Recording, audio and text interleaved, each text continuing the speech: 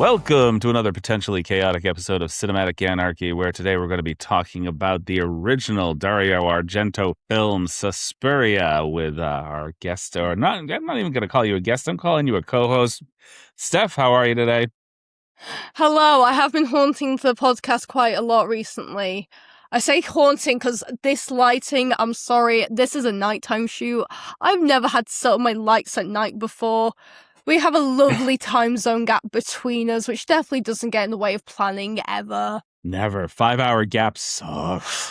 Genuinely, it is a fucking ball ache at the best of times. But yeah, I'm probably going to buy a better webcam after I finish recording this, because it's looking rough. Yeah, I have a decent cam, but it was not originally used for this purpose. It was originally used one room over, a gentleman that does a lot of video game streaming. But he doesn't do the face cam anymore. He doesn't want to put his face out there anymore. So Honestly, valid. I mean, the age of AI, fucking hell, people can just take your face and do anything now. Like, shit's scary. you want scary. The fact that technically right now I didn't even have to do an episode of this podcast, that one of the programs that I use to put this podcast out, all I have to do is let them analyze the episodes that I put out and then write a script for it, and then it'll make an episode with AI using my voice. Uh-huh. Let that sink in for a minute. I don't even have to sit here and do this and socialize with human beings, which makes me wonder how many episodes I've listened to where people have used AI to do their episodes. That's actually shook me a little bit, but also not at the same time, because like, I know the fucking pitfalls of AI. I said this since the jump, because like, for the first month of AI being aware in my like world and stuff, I was like, oh, okay, this is kind of cool. Oh, like, wait a minute, what are people gonna do with this? Like, it took me a little bit, but after like the gimmick wore off for me, I was like, wait. And then everyone called me crazy, and here we are. Well, I mean, me and you were having a discussion just a little bit ago about A24 actually going all in, and basically they're going to be producing AI movies. Please don't remind me. That is genuinely the biggest heartbreak of my life. Genuinely, that is why A24. Well, you know that AI is generally going to be used by those people who don't like human beings to begin with. I don't want to have to pay people to stand there and take your order. We're going to take that job away from them and we're going to replace it with AI. I don't want to have to pay actors to be in my films. We're just going to CGI and AI the crap out of it. We don't need actors anymore. It's just going to get worse from here. We're basically replacing humans with AI. It's not good. It's not good. I'm sorry. AI should not be in art. Like, generative AI, absolutely not. There are good uses of AI, do not get me wrong. Things in, like, video games, even medical care. AI can detect breast cancer 5 years before it develops into actual detectable cancer detection software they have now. Right. They can do that with AI. That's a but they were positive like, use. yeah, let's make films with it. My final straw wasn't necessarily the A24 thing. It was actually a couple weeks back pulling up to a Wendy's drive-thru. And I pulled up to the Wendy's drive-thru and AI was running the drive-thru.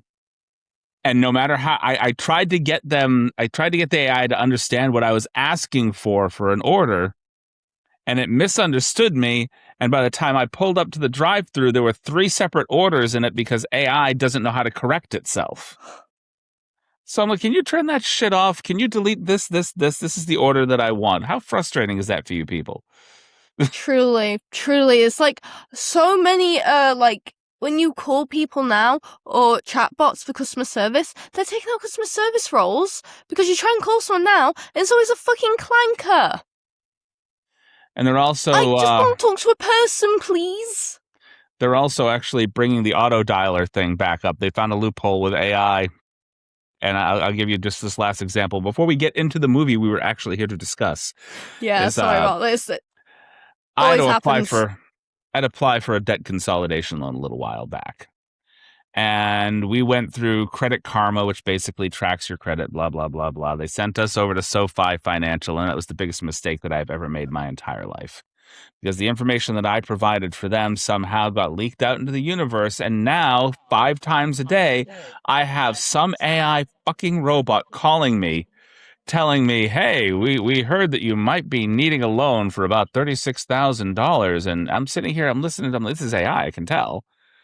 This is not a human being calling me. And they're calling from every state in the country, plus Puerto Rico and several other places outside of the country. Well, I guess Puerto Rico is technically part of our country. It's technically US, yeah. It's just, technically. It's like it's a a state, but not territory, really. but not necessarily a state. It's a half state. Like, it's kind of a state, but not really. Just like somehow Washington, D.C. is technically a territory, not a state. Yeah, so the place where we have the White House. Yeah, because I always wondered what state is Washington, D.C. in, because that would be the capital state of the states. Technically, just Washington, District of Columbia. So in the space of 6 minutes of this podcast, we went from wanting to talk about Suspiria to AI to freaking trying to figure out why Washington, D.C. is in the state. Washington, D.C. is it a state or not? Let us know down in the comments. Anyway. Yeah. So, today we're going to be talking about Dario Argento's Suspiria, the original, not the one that we covered a couple of years back, which is a really bad remake of the same film. I've heard of the remake, and I think I refuse to watch it purely on the basis that Suspiria is peak cinema. It is fucking peak cinema for the 1970s. Are you fucking kidding me? This came out in 1977. Put that in perspective. That was the same year as David Lynch's Eraserhead and George Lucas's Star Wars: A New Hope, and also the same year of the last execution by guillotine in France. It's also the year that Elvis passed away. And that too. It truly... What a fucking iconic year, and it makes so much sense that film came out the same year as those iconic events.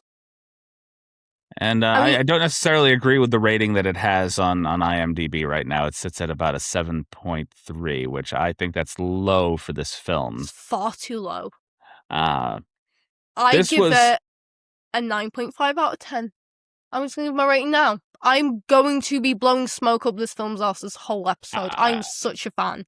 I went for a 9, not necessarily that much higher than that. But yeah, I think 7.3 is really low for what this is. And I think this has probably been downrated by a bunch of people that are, mid-20s and younger. Maybe. Yeah. People that aren't necessarily steeped in what I would call practical effects, that are used to the things that we get from the current Suspiria, which is basically a lot of CGI and jump scares. Unfortunately, yes. They didn't have to go for gore. They didn't have to go for CGI. They didn't have CGI. That's 1977. They didn't know. It's all practical effects. And I fucking love practical effects in film. Like, one thing I will say about Suspiria, their art department, fucking incredible. That is some of the greatest design I've ever seen. Like, the set design married with the color and the framing and the cinematography. That is how you tell a story with color. It is.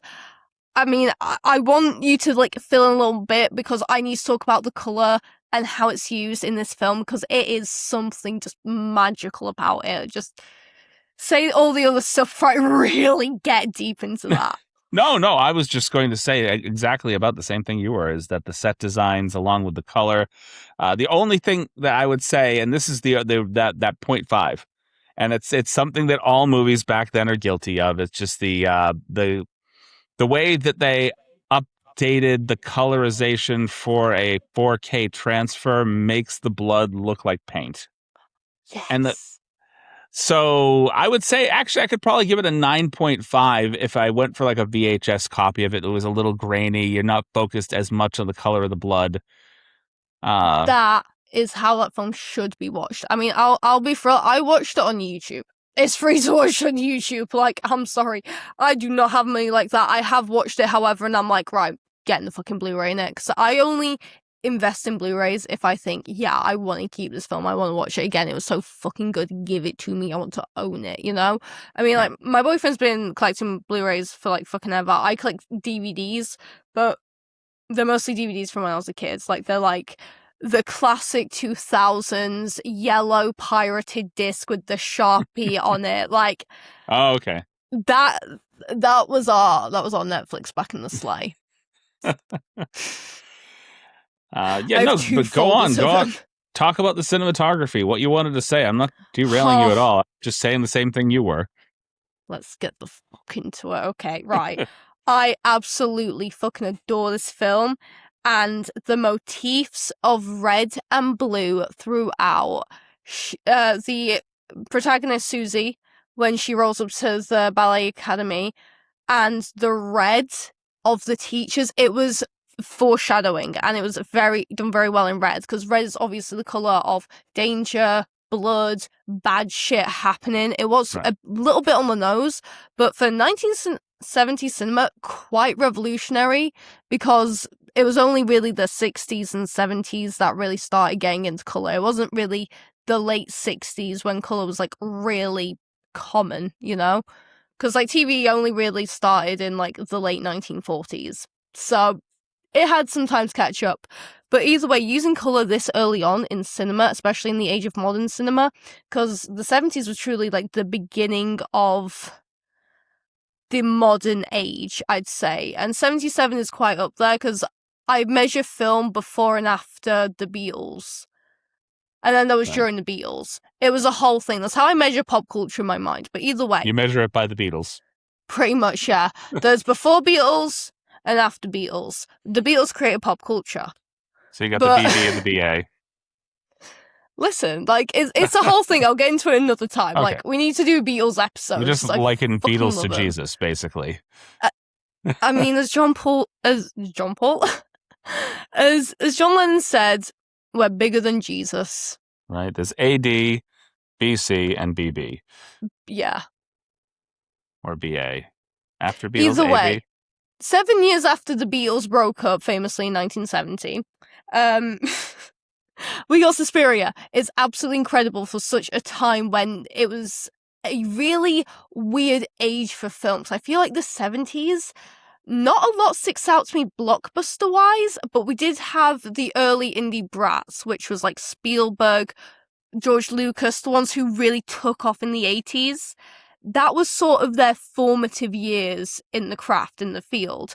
And Right. it was also during a time when economics was bad for everyone in the 70s, so obviously there weren't as many films being made. It's kind of like now how we're having a shit economy and we've got shit films coming out. It kind of has a correlation. But We have either a lot way, of shit movies, shit CGI, and no humor whatsoever. yeah. But that's because most people get butthurt by the drop, or at the drop of a hat. Honestly, I Joke could is a get joke. into so much about modern audiences, but I'm going to go way too off track even if I did attempt. I'm not going to touch it because I'm going to like dive into that shit, and Yeah. I've got too much to say about Suspiria. Only solid gripe that I have about modern audiences is that you cannot watch a film this old and not look at it through the goggles of the year that it was made in. If you try to, you're going to pick it apart too much. You're going to be like, oh, well, that's racist, that Absolutely. was sexist, that was this is that. You know, I don't like these special effects. Well, they're not special effects, they're practical effects, jackass. That's why they look like that. Exactly. Like, I'm sorry, I fucking love practical effects. There is just something so much more magical behind practical effects. Like, holy shit, like, you could tell in Suspiria, and like the opening scene where she's like rattling the door, she's like, let me in. Bitch, you can see it wobble. Like, you could easily kick that shit in like one kick, but we have to be dramatic about it because it's a horror film. So, but it just has that certain charm to it when it's cheap practical effects. Amazing. It's like, as well, in the opening scene where she gets all the like glass cut into her, it's like really messed up. You can tell that's like some student special effect shit. Am but I it wrong? has that charm to it. I'm sorry. I'm sitting here looking at this information and I'm wondering if I'm wrong about something because I thought, what's his name? Udo. Is it Udo Kier? Uh, famous actor, German accent. I thought he was in this film as the professor that was basically explaining like witchcraft to this girl, witches Yeah. to Susie. But I'm looking at the cast list and I don't see him anywhere. Like not Really? noted at all, unless he was under a different name. I don't see him noted at all. I see the guy that played Professor Vandegast, but the guy that was just randomly talking to her, I don't see noted at all. So that confuses me just a little bit. I wouldn't know. If I'm being completely honest, I've only gone from what I've seen in Suspiria, but I love what I saw. Now I'm looking it up. I Alright. interrupted you completely, destroyed your train of thought because, yes, he was in the original 1977 classic. He played Dr. Frank Mandel. I swear to God, though, that is not his voice at all. That they dubbed him over because it was too clean an American accent. And I've heard Udo talk. He does not talk like that, even when he's trying for an American accent. Americans, sorry to insult you guys. I mean, I do it a lot straight to your face, sorry. But you can't understand accents because for some reason, you sort of think that we all sound the same, like, oh, we're from Kensington and we're so posh. Hey up, governor. Like, we're either very posh from Kensington or poor Londoner. And there's so many different accents. No, I'll be honest with you. Most of the idiots that I know, the first thought in their head is Cockney English. No. Yeah, no, I know. But that's because most of them think in terms of American slang. Like most people around here don't speak proper English. It's like every third word out of their mouth is some slang word. And you're just like, okay, well, I know that you took 3 regular words and turned them into something else that means something else. So I have no fucking clue what you're saying, but whatever.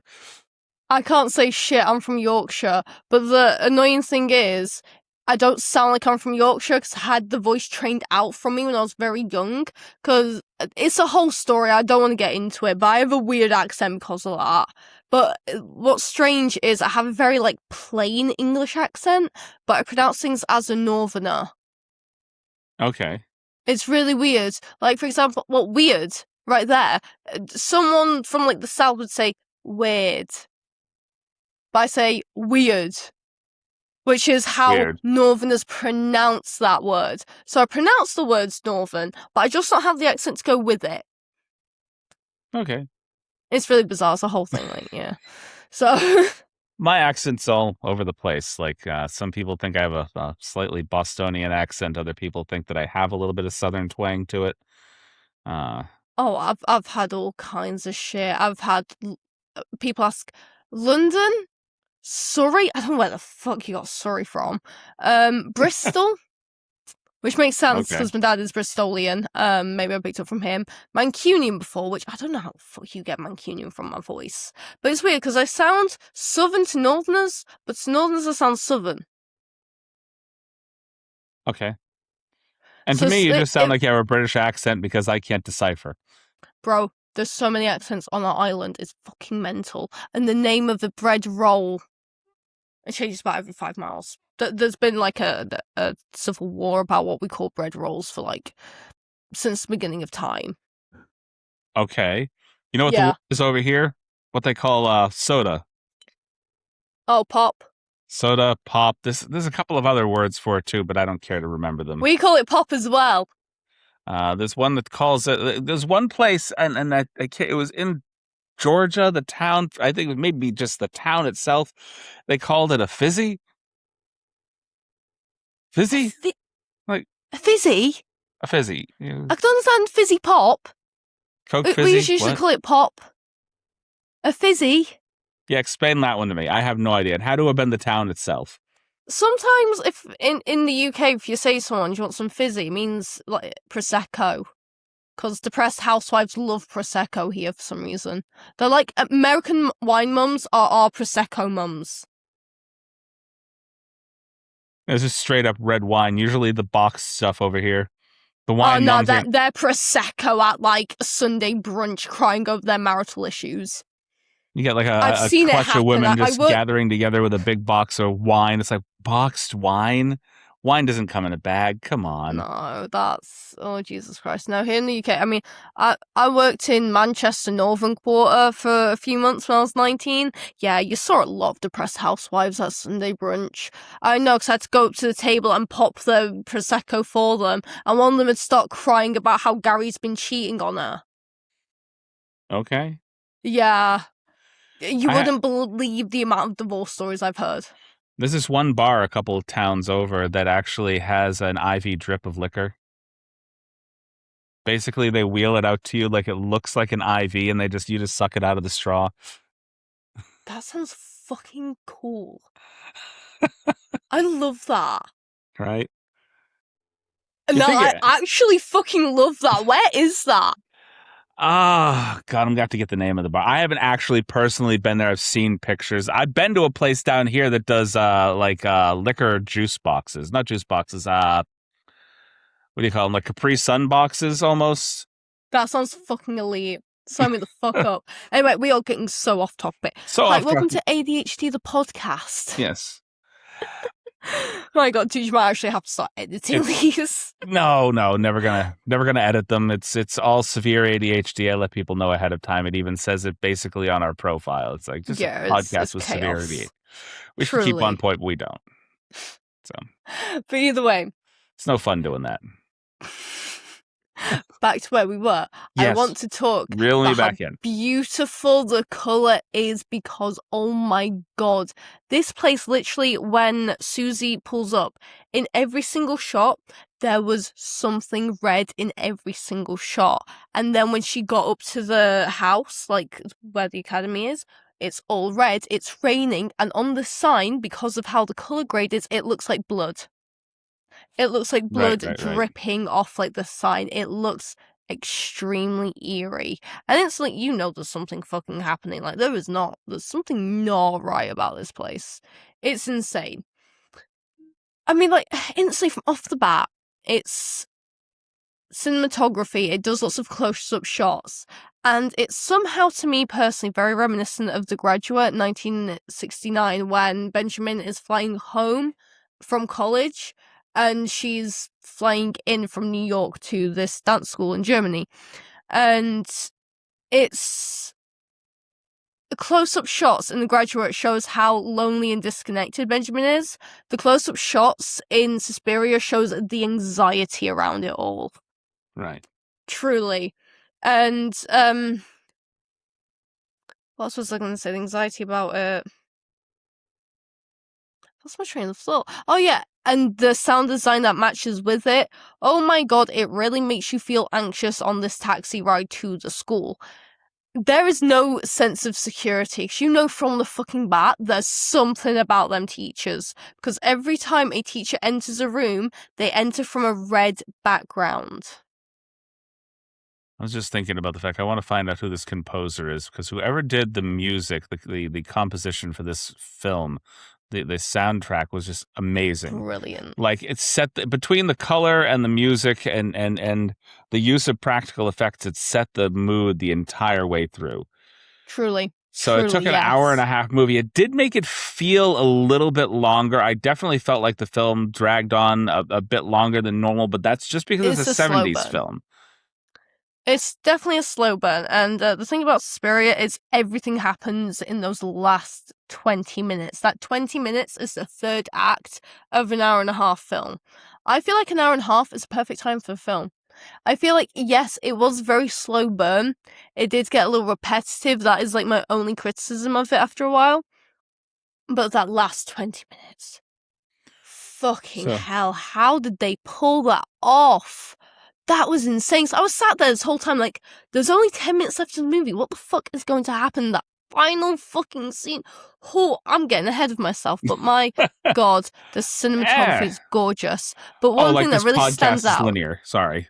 You said you were getting ahead of yourself. I'm like, this podcast isn't linear. We're good.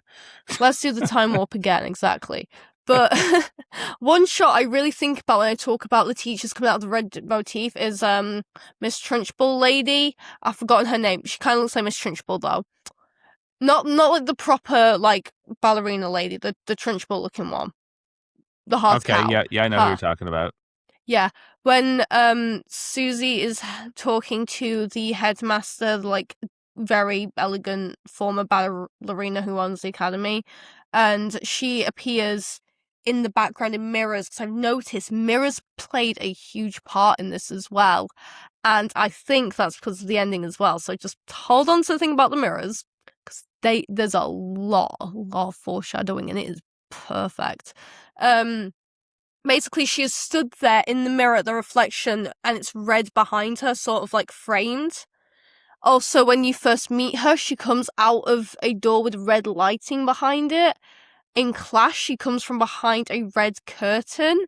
She comes out of red things. However, when you see Susie, she has a lot of blue motifs. She wears a lot of blue, and blue is almost the exact opposite of red, because red's opposite is green. Red and green must never be seen together. That was rhyme. Right. However, the red is very saturated. The colours in this very saturated, so it turns it to almost a pink. So blue contrasts it perfectly, and it's really to show evil and good. I mean, it's very, English teacher. Someone knows. The door was red and it symbolized danger. Shit. But it's truly a visual story throughout. Even at the end when she's like running and shit, the places she's running to are lit up blue. When lightning strikes, it's blue and it's fighting the red's house behind her, turning it purple, and then it burns down. Fucking hell, the use of colour is absolutely cunt. And something I do want to use as well. Something to mention. This is where my film degree actually comes in. Okay. And it's the 60-30-10 rule. Okay. Now, so Wes Anderson famously uses this a lot because this film, my god, this definitely inspired Wes Anderson's later work. Like, it has that Wes Anderson feel because Wes Anderson famously, he's an author through his cinematography and his use of colour and how it plays a story throughout and tells a deeper meaning. I feel like Suspiria is a perfect example of how colour is used in film.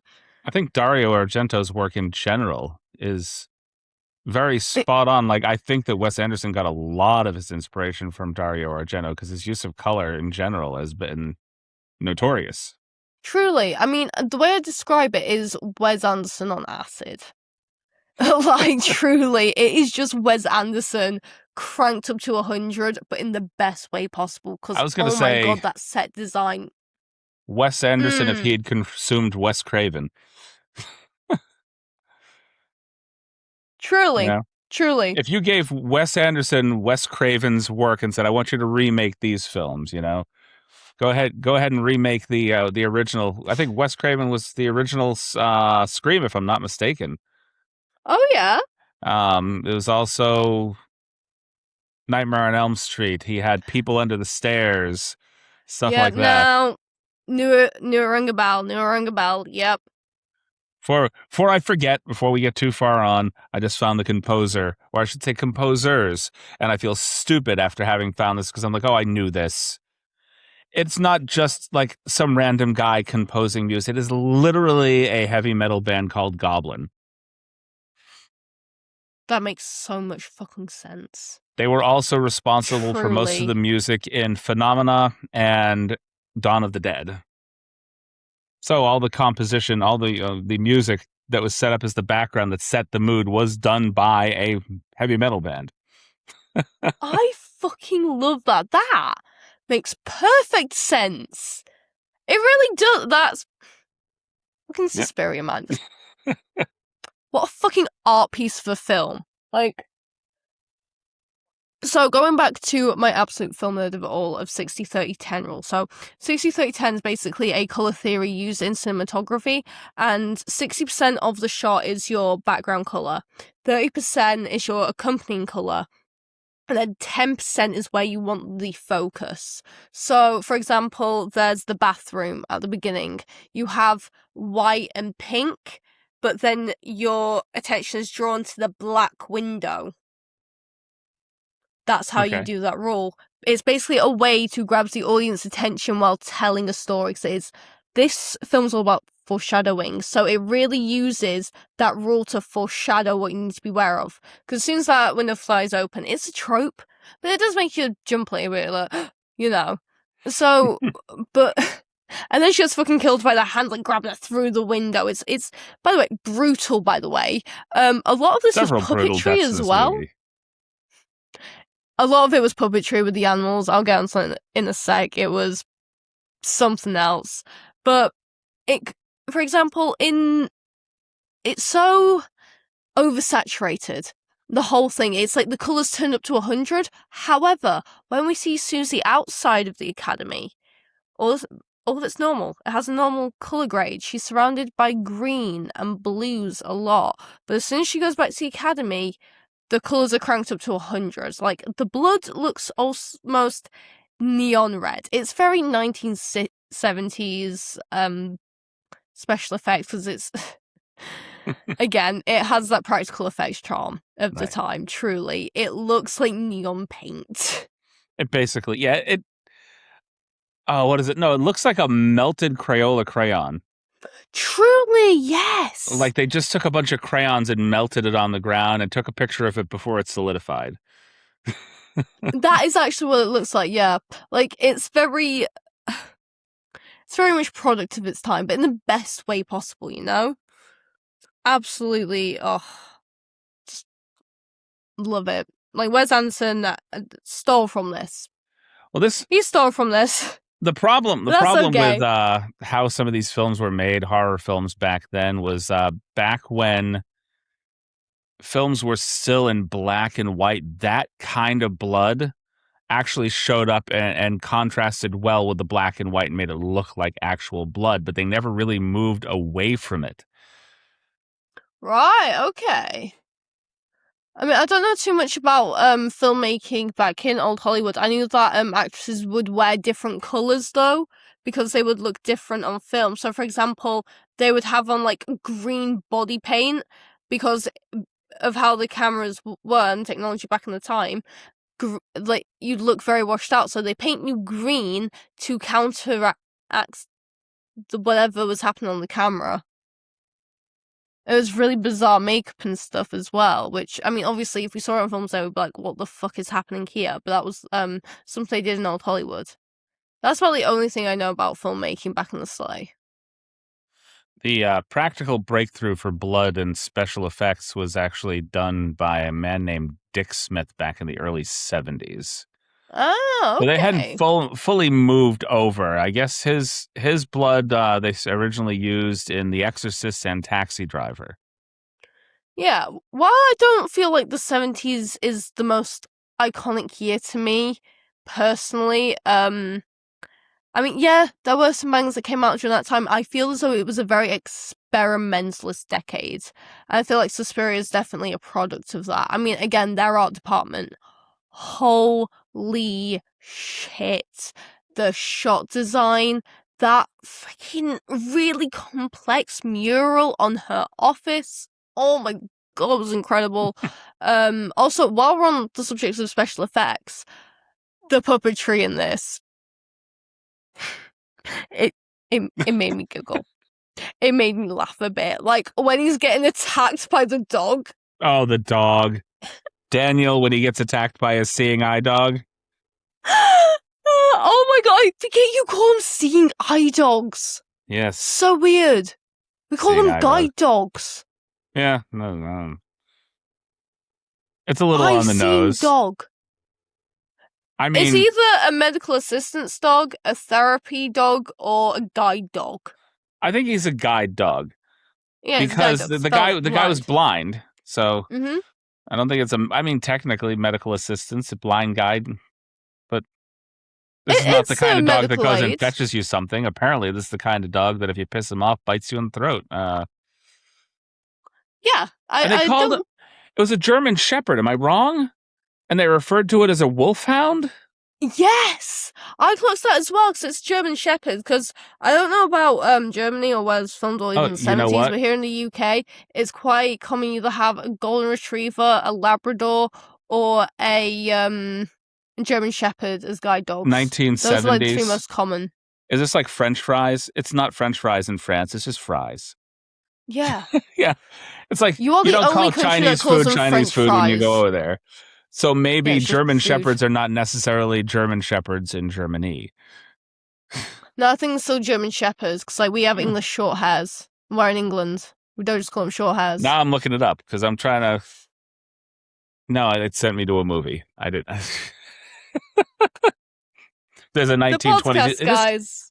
Go look at a wolfhound. Go look what a wolfhound actually looks at. This is not a wolfhound. I know what a wolfhound looks like, Chris. Yeah, okay. Well, I didn't off the top of my head know what a wolfhound looks like, but this is a gray shaggy thing. That was a German Shepherd. Huge. Irish wolfhounds. My God, you need to live in a mansion just to be able to accommodate that. Pretty much.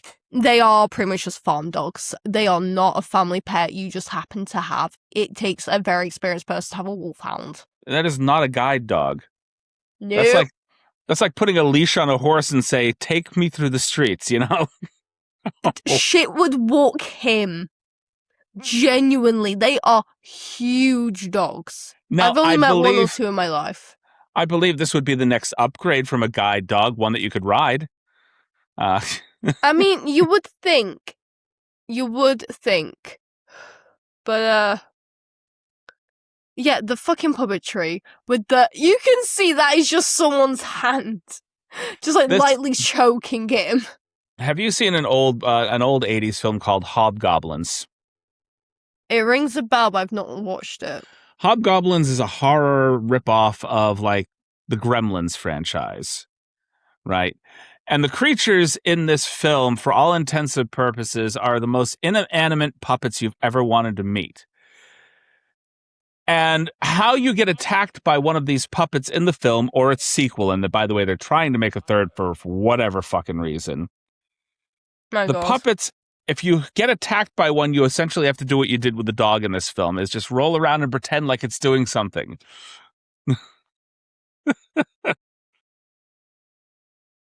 I think more the situation with that was they were like, I'm gonna just lightly choke you a little bit with this puppet of a hand puppet that somewhat resembles a dog, and we're just gonna have you like wrestle around with like someone's arm and be like, I'm being attacked, you know?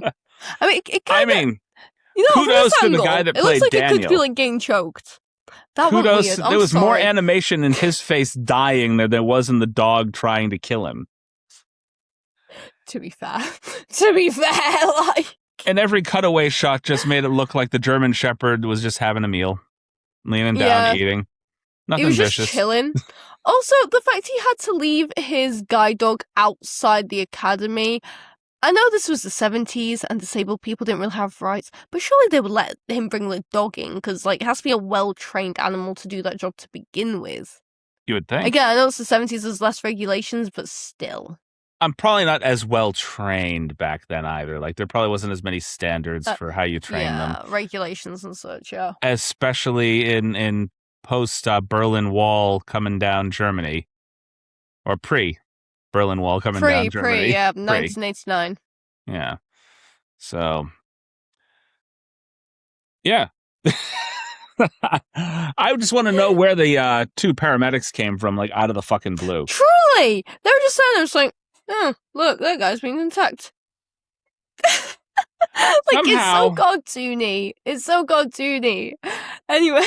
That's the only two people whose names I remember in this entire film, by the way, outside of Olga, is Daniel and Susie. That's it. Yeah. I don't remember anybody else's Susie, name. The name shouted so much all the time. And now you're forever the dance instructor in my brain is going to be the Trunchbull. So literally, I'm sorry, but she looks like Miss Trunchbull. I saw it, and I was like, Miss Trunchbull, it's her. First thought in my head is, at what point were you ever a ballerina? Literally, you look like a power lifter, not a ballerina. Exactly. Like, the ballerina world is fucking brutal. Like, you have to be built a certain way to be a ballerina. If you are not built tiny, small, petite, like skinny, up and down, chances of you being a like professional ballerina are very slim to none. I mean, obviously that has changed a little bit with time, with like, you know, body standards changing and people being like, hey, it's not kind of normal to have an eating disorder, so like, don't do that. You know, we all seen a lot more body positivity while we were, and then Ozempic was created. Yeah. Different story for a different time. Not gonna touch it. Not gonna even touch it. No. Otherwise, we will be here all day. But you know, yeah, you're not built like that. You will not be a professional ballerina. That was just how it was back then. Even the men are built a very similar way. Like me, for example, I'm skinny. I'm like what I think 55 kilos. I've also got curvature on me. I would not make it as a ballerina because I do not have the right size. They would probably call me fat. Like, Right. that's how bad it is. I was just thinking about it because I looked at the woman when she introduced herself as the lead instructor, and I'm thinking to myself, this is about like walking into a modeling agency and seeing a woman who looks like she also has a part-time job as a Mary Kay agent that smokes 2 packs a day. I go, wait, you're the head of the modeling agency? America's Next Top Model, but instead of Tyra Banks, it's Miss Trunchbull. Okay, you're the judge of who's gonna. Okay, I got it. Yeah, no. Can you imagine, like, the girl who gets eliminated, instead of doing, like, that dramatic fade out of, like, the group of models, it's her just, like, swinging her by her hair, like, throwing her out the model house? Or, you know, like, I guess they have this all around the world now, but, like, America's Got Talent. But instead, we have Daniel sitting there who couldn't judge talent because he can't see shit. I mean, we have a show called Britain's Got Talent, which predates America's Got Talent, Yes. Yes. Most things I'm realizing predate America's anything.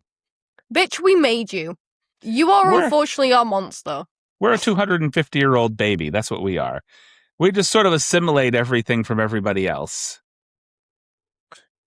Right. Even technically... My local pub is older than your country.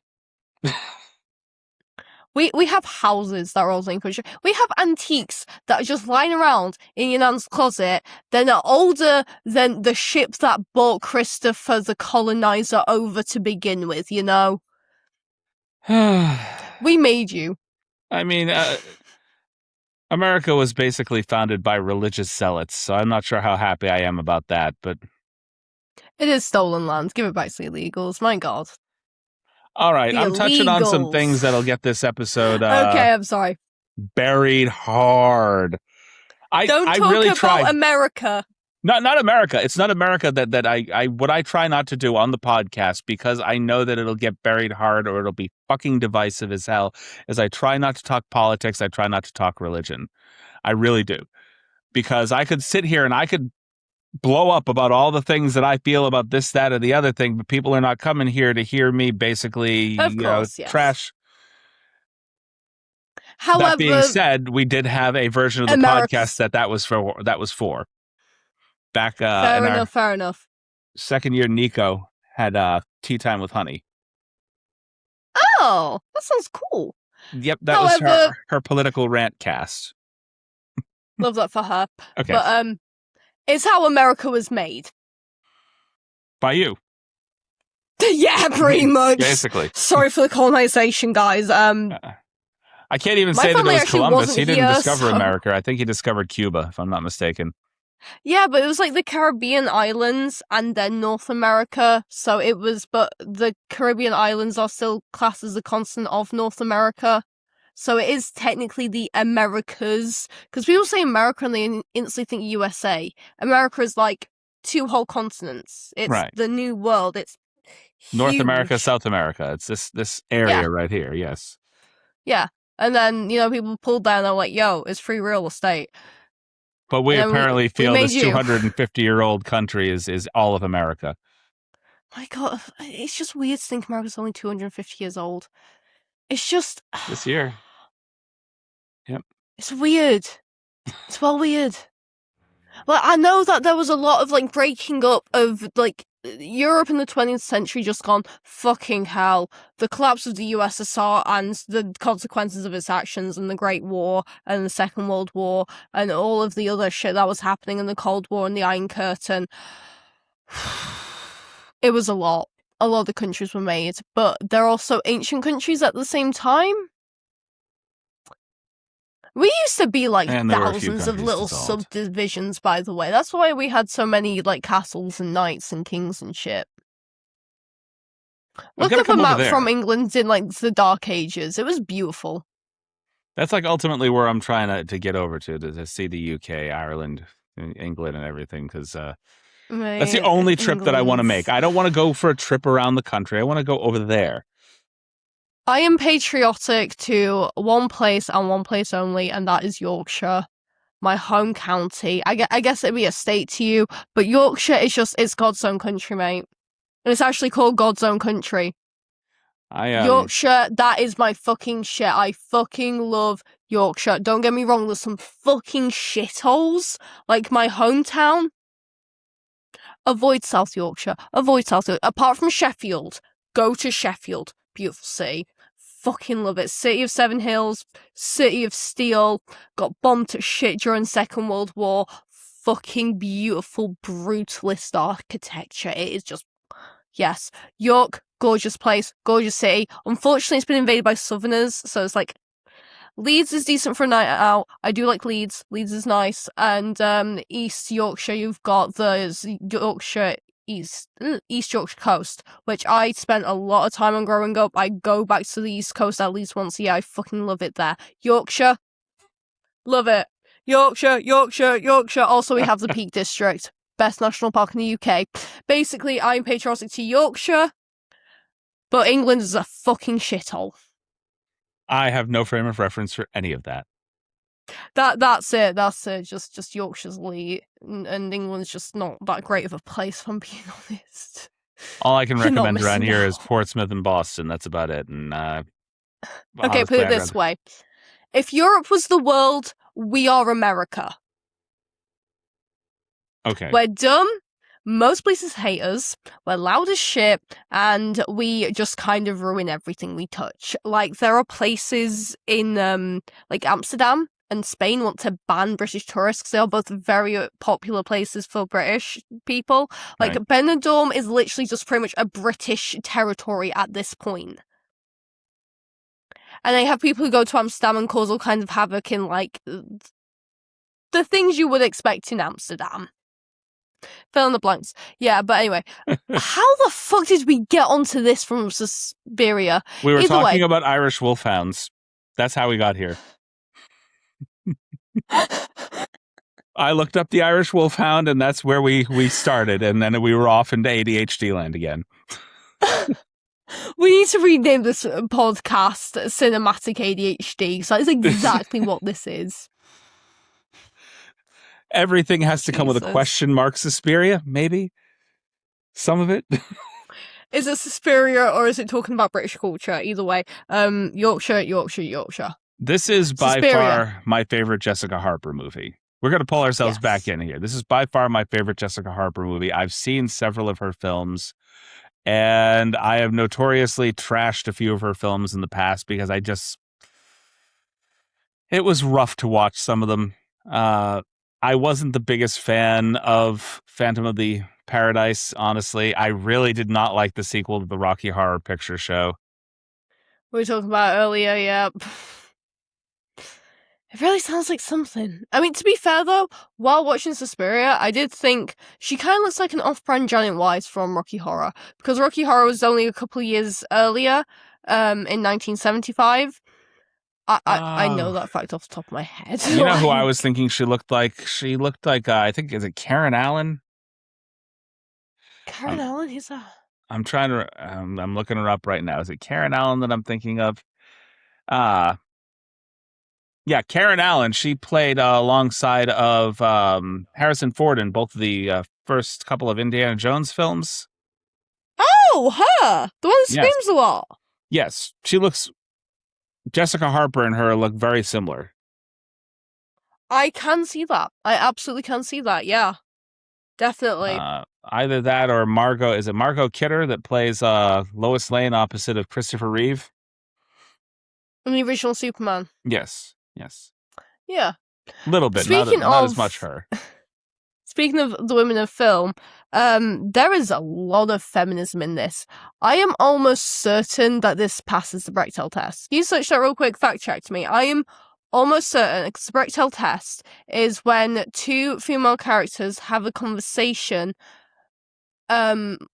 twice within the film about something that is not a man. And it's basically to prove whether it was made for women or not. Bechdel test. Let's see. Mhm. Oh, you want me to look it up if this passes it? I am like 98% certain. Just fact check me here because I don't want to put out misinformation to the people. However, I will say that the director checks notes. Okay. Both the 1977 original and the 2018 remake of Suspiria easily passed the Bechdel test. Knew it. I fucking knew it. I mean, Dario Argento, he loves women. You can truly tell a director's stance on women based on how they are portrayed in film. In, like, for example, Tarantino, the women are sexualized constantly. The whole joke about him being into feet and then just having women's feet out randomly in films. Yeah, it's not a shock he's gained such a particular reputation. However, in this, there were so many women. There were so many times they could have been sexualized and they just weren't. Like, not gonna lie, there was lesbian energy. There was a lot of sapphic-ness in the air. It was a bit gay. Like, in the scene where they all have to sleep in that, like, makeshift little camp area because there were maggots above their room, which... That was... Oh... I would be out of there. I'm not going back in at that point. We got maggots coming out of the ceiling. Nope, I'm done. I literally wrote maggots, burn it down. I'm like looking for it, but I can't see if they have a specific score for it. The Bechdel test? Well, either way, I'm very sure it does. It's truly a feminist film. I mean, and at the end as well, it's not just the woman being saved by a man, because I've always... Okay, it scored a 3 out of 3. 3 out of 3. 3 out of 3? It has have at least two named women in it. Women who talk to each other about something else besides a man. That's it. You know what else passes that test? What's that? Pulp Fiction. Of all things, the two women talk about piercings when Vince is there to pick up the H. Oh, okay. And then another time, I can't remember when the second one was. But there was a second time in it, and allegedly it passed the Bechdel test. I heard that on Reddit though, so it may or may not be true, but honestly, Reddit is more trustable than ChatGPT. Looking, I just ran across the website that has the list, like, of everything. There are so many fucking movies on this thing. I'm not going through that. I wrote a couple of essays on feminist film in in film school, so I know where shit when it comes to feminism in film. So does that mean that if at some point in the movie they talk about a man, technically it doesn't pass? No, they can talk about a man, but two named characters have to talk to each other, and it can be about anything but a man. So, for example, the two girls talking to each other about witchcraft. That's a conversation, because they are both named characters as well. It can't just be random women, two of them are just having a chat in the shop, and it's like woman A and woman B, you know? I mean, it helps that this film has very few men to begin with. Yes, and that's why it's fucking great, because usually some men, I'm not making this political, but some men, a lot of the time when they have women in their films and they are directing them, they tend to portray women in a certain way, which can be quite demeaning to women. They tend to portray women as meek little creatures that need saving, which is absolutely And also they suffer a lot. I mean, don't get me wrong. Well, some of the women in this movie suffer. Gory. It is rough. But you know what? It's perfect. It's better than like a violent man, bang, bang, bang, it's actually creative. And I feel like that really actually is very feminine because you're a man, so you won't get this. But women, my God, we say some wild shit. You put me and the girls alone in the room for an hour, we be saying the most deplorable shit. I'm going to stop you there. I'm going to stop you there because I'm not going to say anything.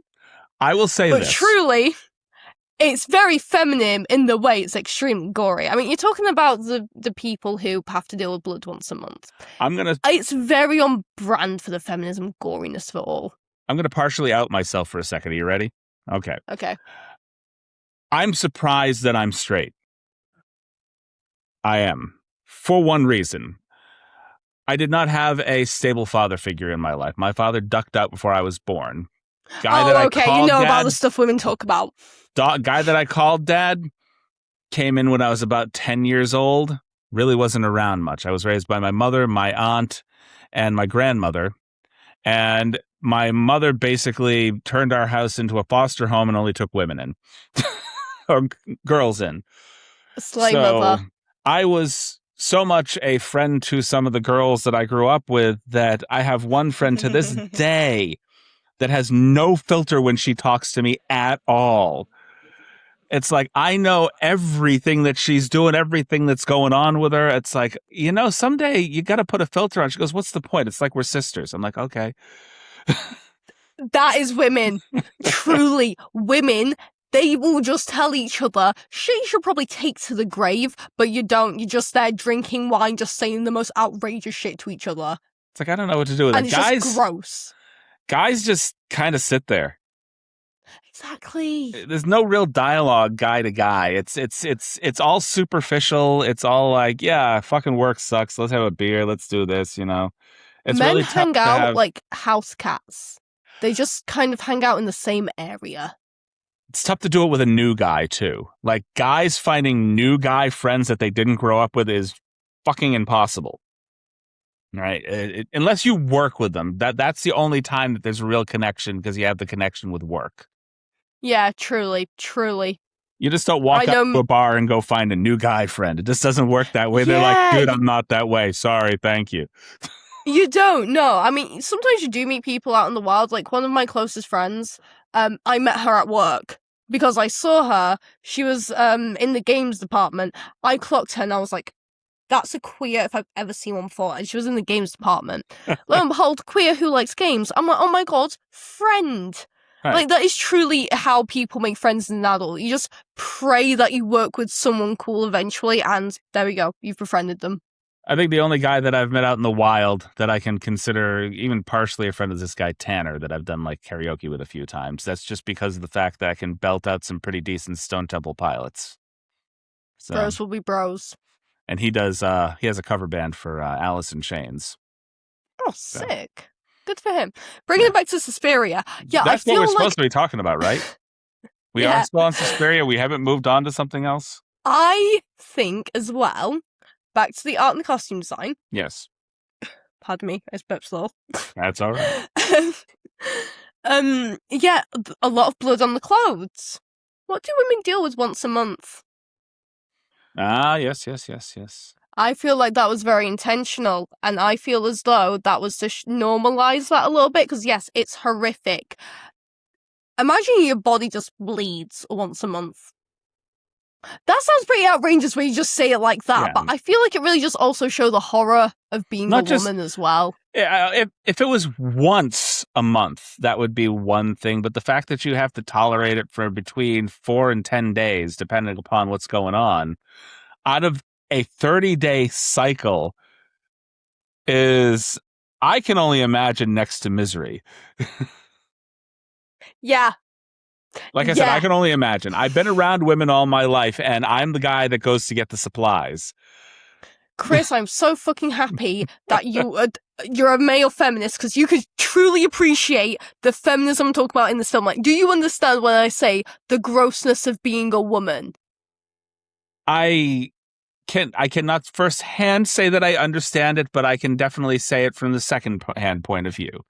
Yes, as someone who has witnessed women a lot in his life. being a woman is kind of gross. Yeah. And I feel like the goriness of Suspiria really reflects that. I truly feel like it's a feminist film. Yeah, And as I can said, believe that. I believe that, yeah. As I said, Dario Argento, he loves women. You can truly tell that from how it's made and how these women are not once sexualized. There's not even a love interest. There's like one guy who you see for like 10 seconds and that's it. No nudity either, now that I think about it. No nudity. I didn't even think to hone in on that. No romance. But Italian director in the 70s, no nudity. That was interesting. Exactly. Because he loves and respects women. He didn't want these women to be ogled and googled over. It's like, these women are ballerinas and they're being controlled by witches. If you looked at it, even the scene where they went and swam, their bathing suits were highly conservative. It was like a full t-shirt and broad shorts, or not shorts, but like a broad bottom. It exactly. Everything. So they weren't trying to even remotely sexualize the women of this, which is not true for the sequel. Oh, I can only imagine. I don't even want to touch the sequel. I'd say watch it just as a comparison. Magic.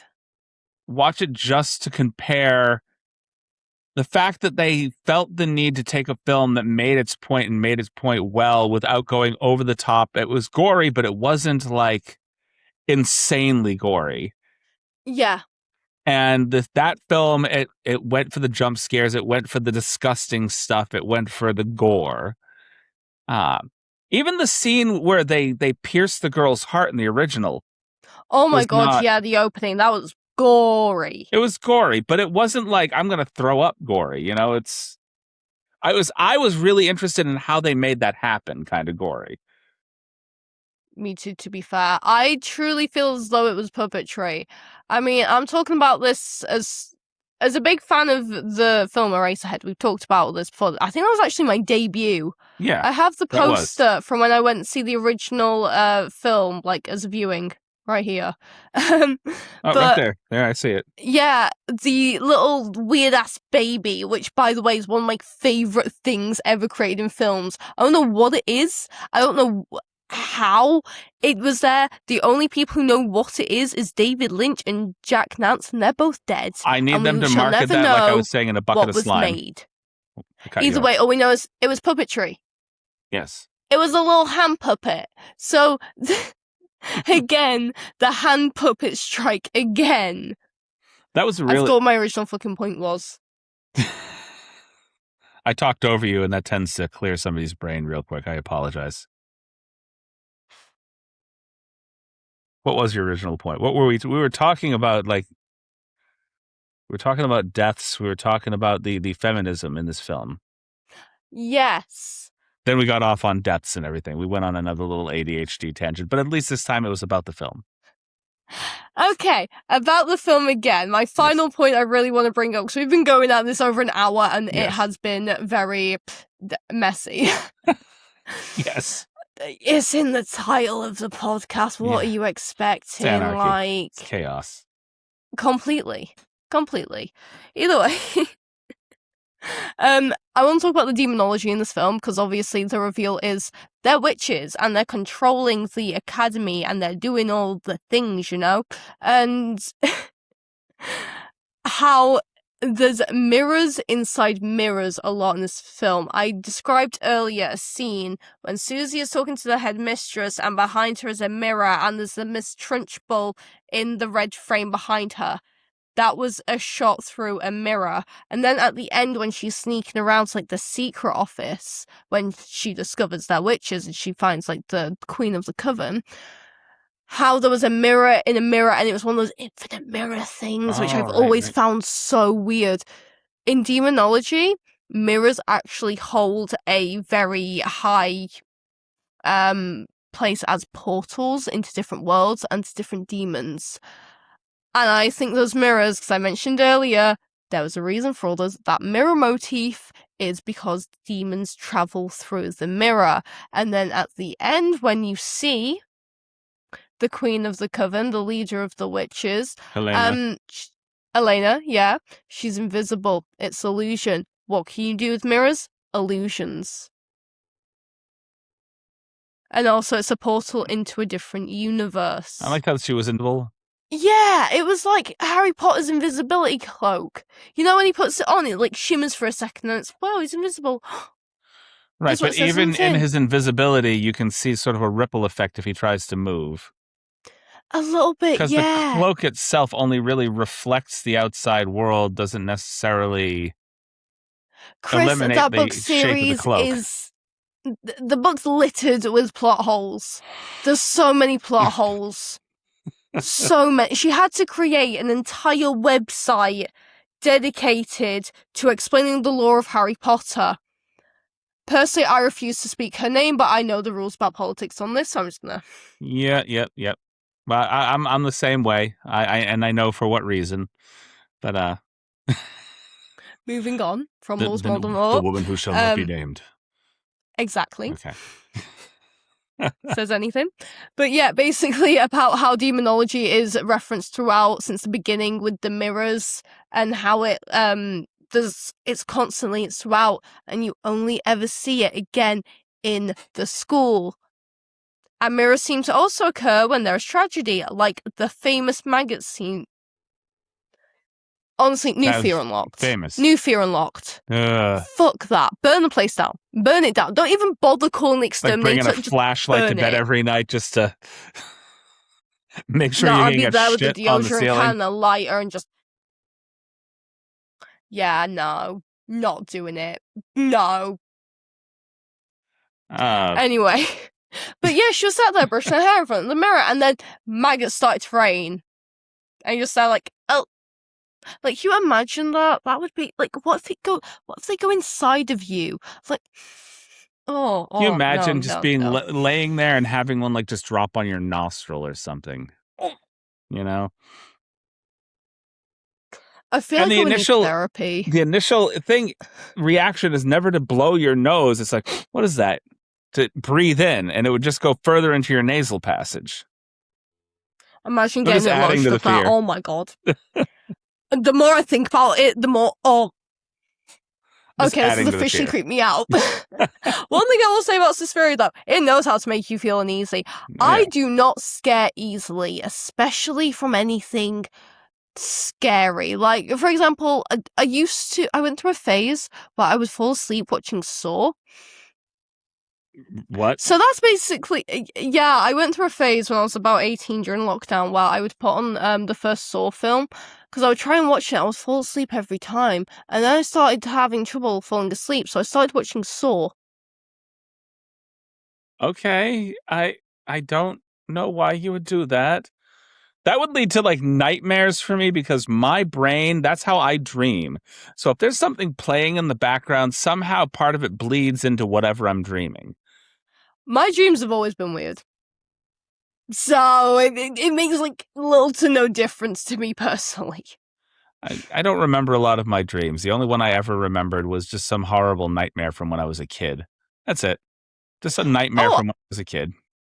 Me too. I had a nightmare about street cleaner, and it predates robots as well. I was scared of street cleaners before robots traumatized an entire generation. Okay. I guess I just sensed the danger before everyone else. But yeah, I just have a memory of being eaten by I'm not even worried about robots or androids or anything anymore. I'm worried about AI. It's just... Don't care. Hey, AI can't do my job, so I'm good there. Fair enough. That's one thing that AI can't do. It can't do the job that I'm doing right now. I've got an arts degree, so I'm a bit fucked. So one of my problems with this film, and this is one of the reasons it didn't get like a full like 10 out of me, because this, you could easily give this a 10, but there was a few things in the movie that were kind of ridiculous. The scene where it was it the roommate, or I should say the ballet roommate, gets killed, chased down the hallway. She basically stumbles down the hallway and somehow breaks 2 windows or interior closet windows as she's running down the hallway. Like this She's just kind of flopping against the wall and then hits the window and then rolls over and hits another window. And Listen, she's a diva living her telenovela fantasy, and there's nothing wrong with that. she was doing ballet into the windows. Yeah, she's a ballerina. What do you expect? She's on brand. And then falls into If she's going to die, she's going to be camp about it. Was that supposed to be just razor wire? Is that what she was supposed to have fallen into, a pit of razor wire? I think, but it just doesn't look like it, because again, practical effects, the 70s. It looked like an unspooled, it just looks like craft slinky. wire. It looks like craft wire. I figured, it looks like craft wire. Make me a massive slinky and we're just going to unspool it right here in the middle of this room. They couldn't have thought to make tiny, like, rubber, like, spikes to go on it to at least make it look a little bit more believable. Yeah, but I imagine the way she had to thrash around in it, you really couldn't. If it was rubber, though, it wouldn't hurt as much, because it'd just be rubber elastic at the end of the day and plastic. The thinness of the wire, you would have to find a way to clamp it in place. And then to clamp rubber pieces all across the wire in different areas, I think it probably would have just too much time. Give me some rubber, some craft wire, some Gorilla Glue, and about 8 hours, I could probably make that happen. Guerrilla filmmaking teaches you a lot about set design, right. I can tell you that much. And then I'll let you, let me drop from a pit into the fake razor wire. We'll see how it works. Well, you need to add, crash mats and... Right, crash mats, then all the, barbed wire and rubber bands around, but shaped to look like spikes, probably, erasers through them. If you spray paint it silver, it will work, trust me. Spray paint saves everything. You twist it together, you wrap it around you, literally glue that shit down with Gorilla Glue. Gorilla Glue, that's the best type of glue you can get. And also flex tape, actually quite good. But, and also command strips. Love. I don't like command strips. Yeah, down to the crash mat. There you go. You can do the stunt in there. I'm waiting for the command strips to make something a little bit more durable, because I hang things all the time and they just fall off my wall frequently. Yeah, true. I mean, to be fair, we've been lucky. All of our things have stayed up that we've put up, apart from I put some on my plug sockets to, put an extension onto the wall with command strips. It fell off. I think the smaller the command strip is, the less surface area it covers, and so it tends to... Especially with wires, because they coil, they move. If you got something that's moving, constantly wiggling it on the wall, it's going to fall off sooner or later. It's going to wear at that adhesive. Truly. It's tough enough to get something stationary to stay on these things. Oh, yeah. Definitely that. But, Suspiria, overall, oh my god, it's so good. It predates Wes Anderson and David Lynch, but there is a lot of inspiration in both those authors' work. I definitely feel like it is such an underrated classic. I only know about this because it's very cross genre. I love horror, and I also love art house, and it's a good cross between both. And oh my god, it is just ahead of its time. Truly. Revolutionary film. So a bit of a down note. This particular film took so much out of Dario Argento making this film that he actually contemplated suicide at one point. Oh, yeah. I should have said trigger, not down point. But he put so much of himself into the film that it took so much out of him to make this film. He was at a real low point afterwards. Oh my god. I mean, trigger warning also, by the way. Very late for that, but... That's what I was just saying. I shouldn't have said, down point. I should have said trigger warning before that. You know what I can do is I can note add 1 hour and 13 minutes that there's a trigger warning. Yeah. So. But, yeah, I mean, David Lynch and the Dune effects, the same thing happened to David Lynch. He made Dune, and it was so bad to avoid studio interference. He felt the same. Thank God he didn't, otherwise we wouldn't have the absolute icon that is Twin Peaks, and we wouldn't have the queen of all queens, Log Lady. Rest in peace. I love her. That shows you, though, how much these directors actually put into their films, how much of themselves they dedicate to these films. Truly. It's like It's like cutting off an arm to send it out into the world. You put so much love into it, and then you're just sending it out there for whoever to watch, brutalize, whatever. This is part of you. Honestly, I've said this before to my partner recently. I feel as though films are like Horcruxes, and you can tell when they're well made, you really put yourself into it. A piece of your soul is in that film forever. Truly. Right. Like, do you ever just watch a film and it's full of so much life and soul? You can truly feel the emotion and love that was put behind this. Like Rocky Horror, for example. Like, even when it was bad, like Rumours by Fleetwood Mac, famously made, I mean, it's not a film, but it's an album, famously made when they were all breaking up and like falling apart and they were writing diss tracks on each other. You can feel the emotion. And that shit is Stevie Nicks' Horcrux. Right. That's why you have, I mean, now the original Dune is considered sort of a cult classic at this point. The 1984 David Lynch film Got it version on of the Blu-ray. film. Famously, he absolutely hated the film. Yes, he did. Despised it. But that's also kind of the passion that they put into these films. You hate something you put out into the world, like, I could have done this better. If people had interfered with this less, I could have done something better here. And so you sit here and you put out something that you're massively disappointed in, but everybody loves it. Twin Peaks Fire Walk with Me was about the same. Yeah. For him. I didn't like it personally. Quite triggering if you know. Didn't like Fire Walk with Me. I mean, that's fair. And I didn't like it the first time I watched it at all. I think looking back on it, watching the original series again, realizing what they were trying to go for, it was definitely a different tone. It didn't feel as Lynchian as most of his other stuff did. It was very teenage drama, but really messed up at the same time. Which is what a lot of films kind of were gearing towards at that time. Yeah, truly a product of its time.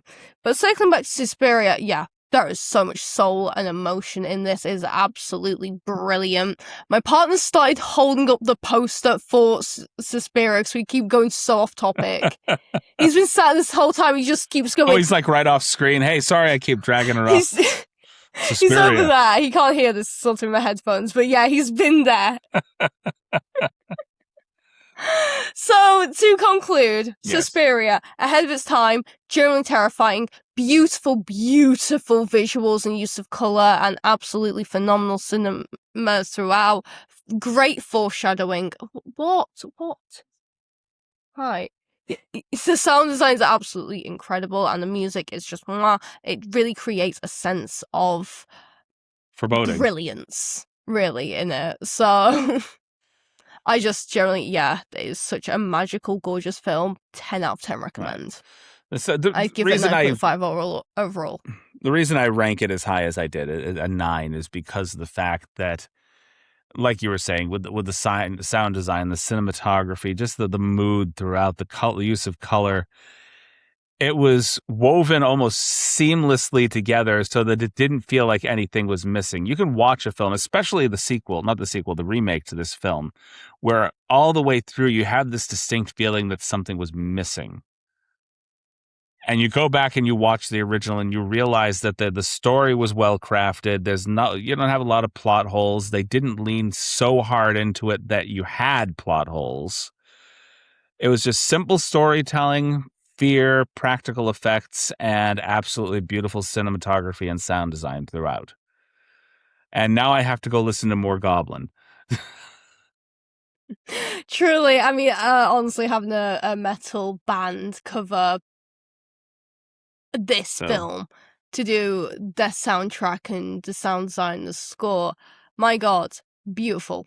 Definitely love, and it's very on brand for early metal as well, because metal was really coming into its own in the 70s.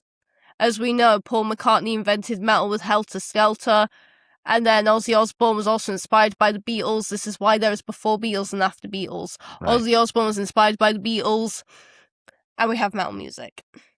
Who are the Beatles? I know people are going to argue with me and say that's not real, but it's like, in my mind, it's real. I want to know who the Beatles were inspired by. Black people. That's usually the fallback for a lot of that early stuff. It's like, no, we liked those guys over there. They were inspired by Elvis Presley and Bob Dylan, who both said themselves that our music is from black people. Elvis was very how do I say this? Republican about it. I'm not going to say anything, but he was very pro-America when there were criticisms happening. I'm treading lightly here. Like, whereas Bob Dylan was never actually stated anything. He just very heavily hinted towards things in his songwriting. He was definitely he was a protester, a political activist, even through his music. Hey, Bob. Yeah. The times they are changing. Hurricane. Right. Maggie's I apologize. Farm. A moment ago, I just parroted all of your same talking points. Basically, I'm thinking about it. I'm like, you said all of the same thing, and I was just like, I'm just parroting at this point. I'm the puppet. I was trying to tread carefully because of the rule about politics. I mean, it's a loose rule. It is a loose rule, and I know that we get on to it sometimes, especially if the movie or the subject matter requires it. I know. I'm sorry, but art is inherently political. Everything has politics behind it. Definitely is. And sometimes you do have to discuss that, to discuss the context matter, and also why it is important. Especially with movies that you're watching from like the 50s, 60s, 70s, even early 80s, there are a lot of social issues that veer on the side of politics. So you when you talk about them, you realize that, oh, well, this, and this is happening in the world. So it kind of leans towards that. And especially with women's rights issues and everything being what they are in the world today. Definitely, yes. Absolutely. So this is 2 films in a row that I've done with you that are distinctly feminist. Hell yeah. Not I just... put it this way. When the teacher would ask us in like year 1, she'd be like, I need a big strong boy to come help me carry a chair. And the boys would get up and carry 1 chair. I'd stand up, I'd carry 2 chairs.